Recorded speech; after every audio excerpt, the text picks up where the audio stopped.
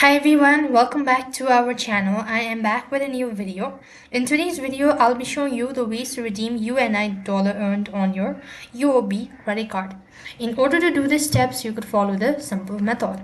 First thing first, you want to log into your account. So go to the uob.com and log into your account. What you need to do is, in order to redeem your UNI dollar reward, you want to log into your SP Utilities app. Now you need to download the SP Utilities app from the App Store or maybe Play Store, and then log in into your account and select Pay Now. After you're logged into your account and select the Pay Now button, you'll be taken to the payment page, which will look something like this. On the other page, you want to select the payment mode and then log into your UOB TMRW.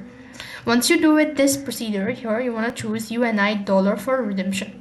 When you do it so, you want to enter the redemption details such as this, and after that you want to go ahead and redeem it.